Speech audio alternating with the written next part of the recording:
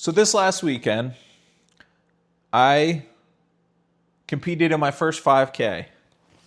I have to give credit to my sister-in-law inviting me to do it because it completely changed my directive, my direction that I wanted to go with my current fitness goal.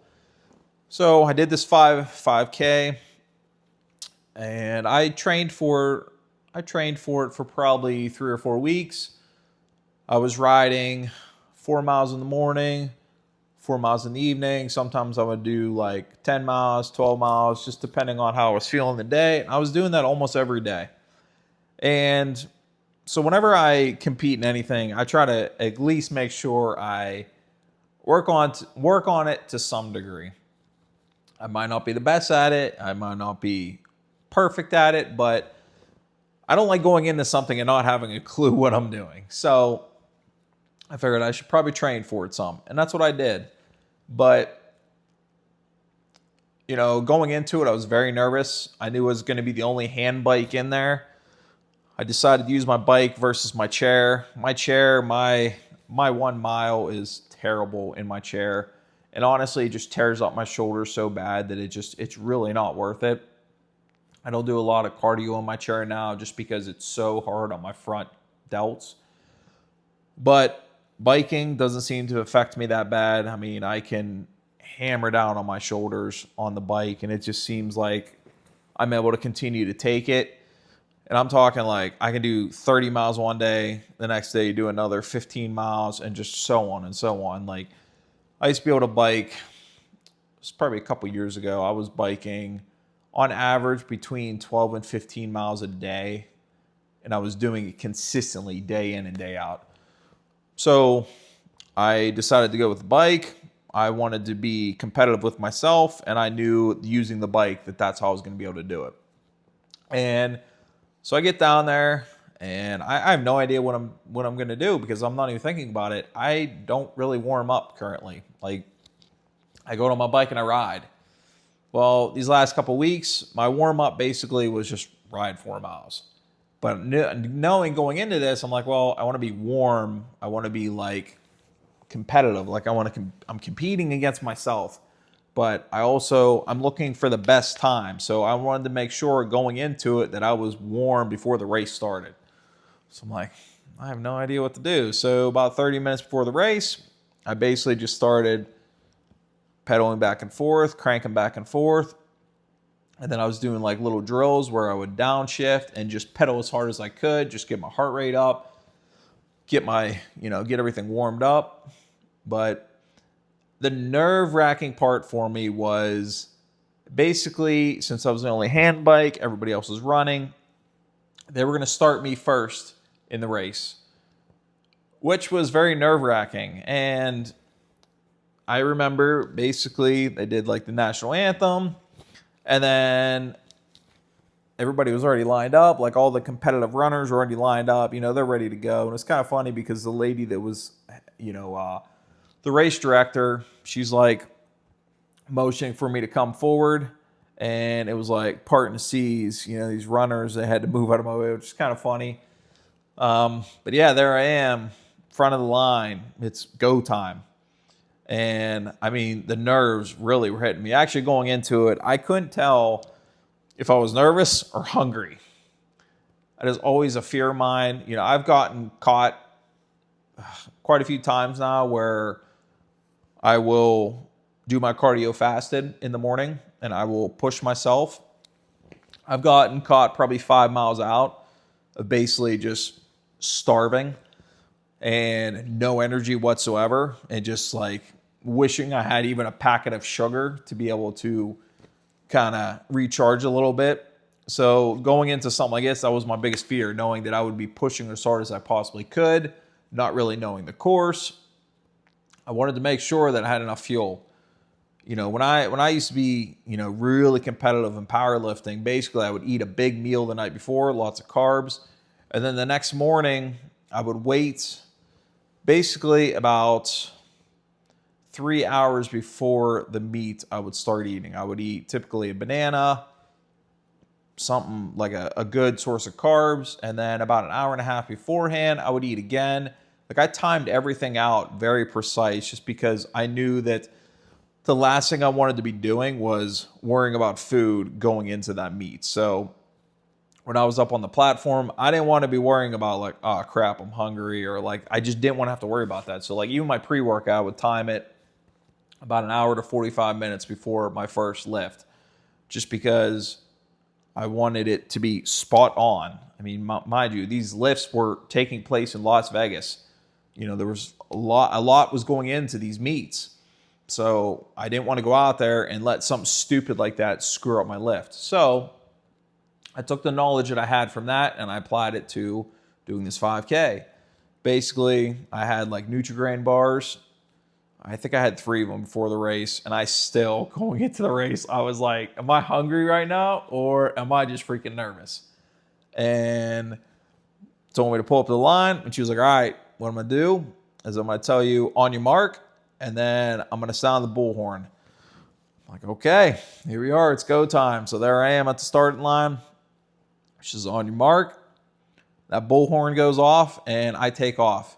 And in that second, I instantly fell in love with racing. Instantly fell in love. I was like, holy shit, I love this shit. It brought back all the feelings that I have in the sport of powerlifting. You know, one of the biggest memories, something that will always ignite that spark to compete again, is when you hear the bar is loaded. There's nothing like when you're sitting there, you're wrapping up, you're chalking up, you're hitting the nose torque, and whenever they say the bar's loaded, shit just got fucking real. Means everything, all the work that you just put into that lift comes down to right now, especially that first lift, because it's all going to come down to about 30 seconds of whether or not it's a make it or break it day. And that's when shit gets real. So, but that's also like, that adrenaline's really going right then and there. So I love hearing the bar is loaded. If you've never done a powerlifting meet, and a lot goes into it, and whenever they say the bar is loaded, it means it's your time to work. It's your time to, you know, everything you put into it, it's coming down to right now. And all eyes are on you. And, you know, I bombed in front of probably 1,000 people at the Arnold. And so that was one of the biggest meets I've ever done. And yeah, I bombed in front of all those people. So a lot can come down to it. So that bullhorn went off, and I cranked as hard as I could, which I started out in too high of a gear, which I really wasn't thinking about it. I had to go over these little like humps is where they track your time. So getting over those little humps kind of screwed me up. And I could have started off a little better, but I mean, I pedaled like I've never fucking pedaled. I mean, I pushed as hard as I could. I remember, you know, I get to this bridge. So going into this, you know, my sister-in-law said that there was a hill. And I'm like, okay, how big of a hill? You know, with hand biking, even the slightest hill can slow you down. There is no up or down. There is no in the saddle, out of the saddle like you do with biking, like a normal bicycle. You're sitting the whole time. So it doesn't matter if there's a hill or not. You're not standing up. So I was really nervous about this hill. Talked to the race director. She said, oh, no, you'll be fine. Don't worry about it. I come around this bridge. I go onto the bridge. And I'm looking at this hill that is a fucking mountain. And I'm like, dear God, I hope that's not the hill. So basically, it came to a Y. I could either go up the mountain or I'd go to the left, which was a slight hill. And there was a sign there for the race. But it didn't say which way to go. So I'm like, fuck, which way do I go? And I literally hesitated for a split second because I didn't know, I didn't want to screw this up. And I'm like, do I go left or right? Do I go left or right? And I was like, well, it's just, you know, like talking it through my head. I was like, well, she said it wasn't a big hill. But I was like, my sister-in-law kind of made it out like it was a big hill. And I'm like, oh my gosh. I'm like, fuck it. I'm going left. So I went left, just hoping that it was the right direction. And I went down a little way and there happened to be people standing along the way. I'm like, okay, I'm on the right direction. I'm going the right direction because I'm like, if I would have went right, it was a big enough hill, it probably would put me behind. I would say it probably would have added another probably 30 minutes on my time. That's how big of a hill on like a hand bike it would have added. because probably wouldn't have been able to pedal up of it. I would have been like pushing the back wheels. So I go left. It's a little bit of a hill, but it's nothing too bad. It's nothing to really slow me down that bad. And all I can think is, you get to the end of this, it's going to be downhill coming back, and you can really let it rip. So I reach the end, and all you do is turn around, and I make that turn, and I shift up into my third. So my bike is a 27-speed bike, which is a pretty high geared bike. The average bike is like a 21 speed. So, which is nice. I have a third sprocket that when I get into situations where I really want to open the bike up and really want to rip, I throw it in the third sprocket. I typically ride the second sprocket. I try not to. Basically, I have a rule whenever I ride, unless it's a really steep hill, I don't leave that second sprocket. I don't come down a sprocket. I don't go up unless I can really open the bike up. So I was coming back, and I upshifted into that third sprocket, and I was cranking like I've never cranked before. I mean, I was exhausted. And it's kind of funny because, there's all these runners, they're meeting me. They're coming the other way.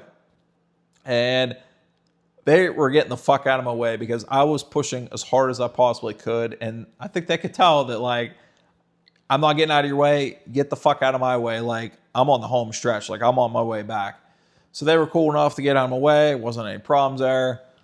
And, I just remember getting back to the finish line. There was like people there cheering me on and shit, which was really cool because I've never done a race. I've never done anything like this before. I've only ever done like lifting. So, I crossed the finish line, and I didn't even know what my time was because I was just glad that I finished. I was just happy. I didn't give a shit how I did. I was just happy. I was proud of myself. I was proud of myself because I did something new. I was able to get out there and compete against myself again. This last year, I have been wanting to get back into a sport. I want to compete in powerlifting again at some point, but I would like to reach a body weight of 140 before I even think about getting on the platform again. Because I know once I get on the platform again, I'm going to have to change up the way I train again.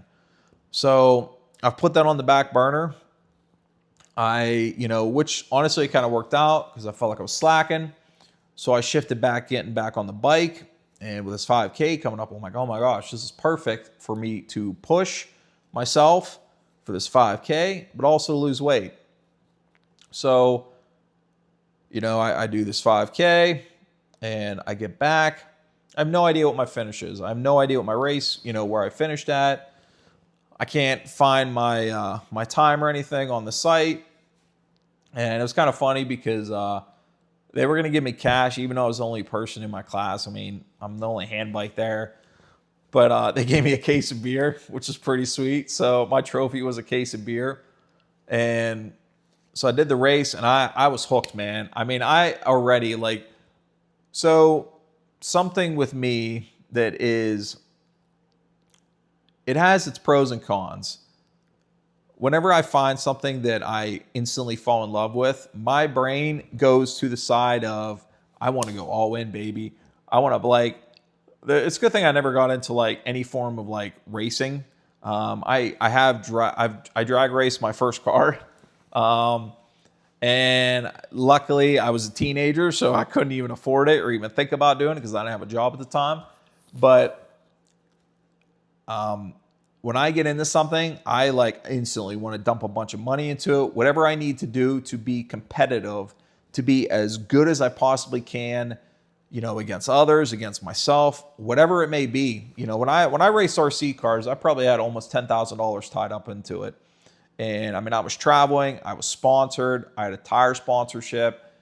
I mean, I was in it. I mean, I live in Pennsylvania, but I raced in New York. I raced in Michigan at one point. I raced in Indiana, Ohio. I raced in Tennessee. I was traveling, racing fucking RC cars.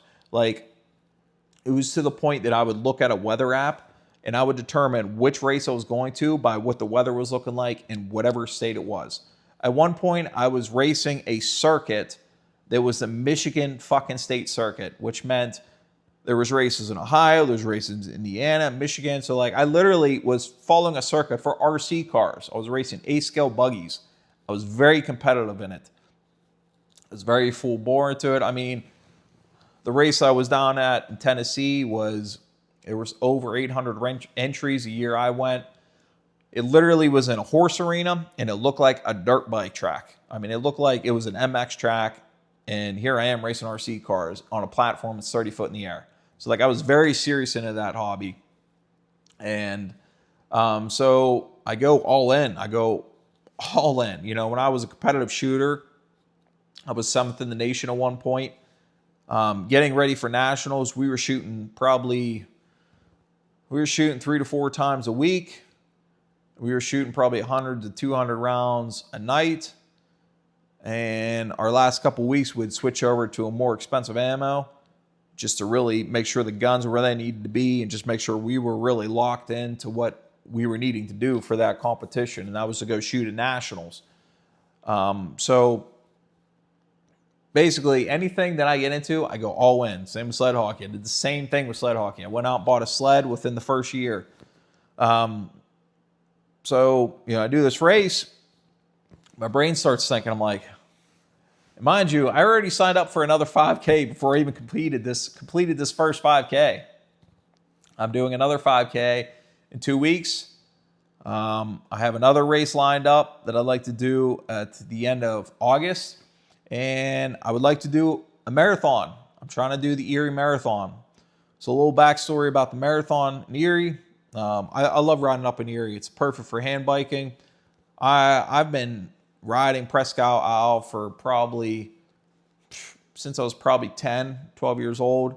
I am very experienced with that trail. I know it like the back of my hand. My dad and I used to ride all Presque Isle. He would ride the Bayfront. We would do 30 miles round trip. And so I'm very experienced with Presque Isle. I tried to sign up for it last year. My life kind of turned upside down. You know, my ex-wife told me she wanted a divorce. So I was really not, honestly, I was not in the place mentally to be doing anything like that. At the time, I wasn't even worried about biking. I was going to the gym, but biking wasn't even, I didn't give a shit about anything else. So I was not in a place to be competing. I was not in a place to be hand cycling at the time. And whenever I tried to sign up for it last year, they were kind of rude about it. Like, honestly, they didn't seem like they wanted me to go. The people that are putting on the marathon in Erie. But this year, I'm going to sign up for it, and let's just pray I don't have any problems. Because if I have problems, like, I don't care. I'll go to the news. Like, you're not going to stop me from competing just because I'm different. And that's what, honestly, that's one of the biggest things that I can't stand. When you have a disability, people automatically want to put you in a different class, which is fine, but you could put me in a different class, but like, why can't I go and do the same thing everybody else is doing? And here's a good example. You know, whenever I used to skate, I used to go to free open skates at a local ice rink. And the security guard there literally tried to keep me off the ice because he said that I had sticks with blades on the bottom. I'm like, dude, this is how I skate. I just want to be like everybody else. I just want you to leave me the fuck alone. Let me go out there and get some ice time. That's all I wanted. That's honestly one of the perfect examples that I can share. Just people, they look at you and they think that you shouldn't be allowed to do it just because you're different. Sorry, but there's no reason why I shouldn't be allowed to do it just like everybody else. Just because I have a disability and they don't should not make a difference. So I'm doing it. I'm signing up for this marathon. You know, I've been really pushing. I've been really working towards it. I've been wanting to do a marathon for a while now. I've been wanting to do a big race for a long time. Honestly, it's on my bucket list. It's one of the things I've always wanted to do. You know, I've always wanted to compete on my bike. And, you know, honestly, I'm looking at trying to get a different bike. So if you know anybody that wants a hand bike, I'd like to sell this bike and get a bike that is more built for long distance riding. Because the bike I have, it's very hard on the shoulders. It's tough on hills. So I'm looking for something that'll just get up and go. Something that'll ride better. But it's just a perfect example of like what I'm talking about. Whenever I see something, I go all in because I become passionate about it. I find that, I instantly fall in love with something and I'm like, what do I got to do to make this happen? What do I got to do to be competitive? And honestly, I think that's the right mindset to have with stuff like this, because like, you are so much more likely to succeed if you start out with a passion. If you start out passionate with something and you have a goal in mind of why you're passionate about it or why you want to do it, the level of success is going to be there so much more. And I really wanted to talk about this because, this was a challenge for me. Yes, I feel that I'm a pretty good biker, but also it's something that I've never done. I've never done the race aspect of it.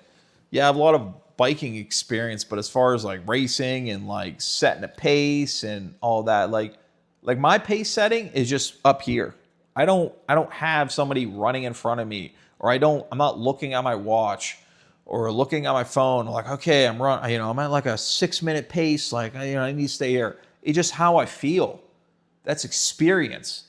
That's me having experience of knowing my shifting, how it feels in my hands, how the crank feels, and just doing it. So I've really never done anything like this. So it's a whole new world that I am learning. But I'm telling you this because if there's something out there that you have thought about challenging yourself to go and do that damn thing, because you will be so proud of yourself afterwards. And honestly, you never know what you might make of it. I got on the RC racing. It was just a whim. I always wanted to race. I didn't have the money when I was in high school. I got out of college, had a little bit of money. I built a truck and I went and raced. And it literally turned into a 4-year adventure of me traveling all over the country and meeting new people and going new places and like making cool memories. I met some of the best in the industry doing that sport. And I got to like talk with them and work with them. And, some of them would even help me pit. So it was a cool experience, just like powerlifting. Powerlifting literally started because I was lifting weights and because a relative of my ex-wife literally invited me to a gym. And it literally turned into a 10-year adventure of going to powerlifting meets, setting world records, going to Las Vegas. I've competed in Las Vegas 3 times. I've set 3 world records. I've competed in multiple states. It has turned into an adventure, and it challenged myself. And it all started because, what the heck? Why not? I was a competitive shooter for almost 7 years. And you know how that started? We got invited to the gun range. Actually, when I was in Boy Scouts, I was doing it was like a shooting badge or whatever, and the lady suggested to us, he's a pretty good shot. You should get him in the shooting sports. We went and bought what was that? I don't even remember what kind of gun it was. It was a Savage. It was a Savage, an absolute trash gun. But started with a Savage, and next I was shooting with a Ruger 1022, and I think it was 3 or 4 years later, I was number 7 in the fucking nation because I became passionate about this and I went all in on myself. So these are examples of what challenging you can get you. Go all in, challenge yourself. Compete against yourself, compete against others. I have always been very competitive, and no matter what I do, I love competing. I love competing against myself. I love competing against others. But no matter what, whether somebody's there to compete against, there will always be me. And it doesn't have to be like at a race or at a meet. I can literally be in the gym competing against myself right then and there. And that's what's cool about these kind of sports. But these are life-changing examples of what challenging yourself can do. And like this morning, I rode 15 miles on my bike. And I literally told myself, you're not getting off this bike until the sun rises. I started at 4:20 a.m. I started, and I said, you're not getting off this bike until the sun rises. until you see that sunrise. It was like 6 a.m. when the sun rose. And I did 15 miles. Not my best time, but still the point was I showed up, and no matter how my body was feeling, I pushed past how I was feeling because I said, no matter what, you're doing this. I challenged myself. Don't be afraid of these challenges because you never know where they might take you. It's honestly, it's an incredible feeling, and I'm so grateful for every opportunity that I've said yes to. Say yes to an opportunity. If somebody invites you to do something, go and do it. Go and try it. Why not? So what if you end up sucking at it or you don't like it, or at least you went out there and tried? You know, if I get invited to stuff now, I go and try it at least one time because you never know what you might make out of it. You could end up being one of the best in the world at something if you go and just try it. It might not, it's not going to be right then and there, but if you put forth the effort, you never know what you might make of it. So I challenge you today to go challenge yourself. If there's something that you have thought about trying in this life that requires hard work, that requires discipline and going all in on yourself and being committed to something and showing up, I challenge you to go and do that because it will be an amazing experience. I promise you. The lessons you will learn along the way, the people you will meet, the memories you will make will be so worth it. Go and challenge yourself, guys. Till next time. Later.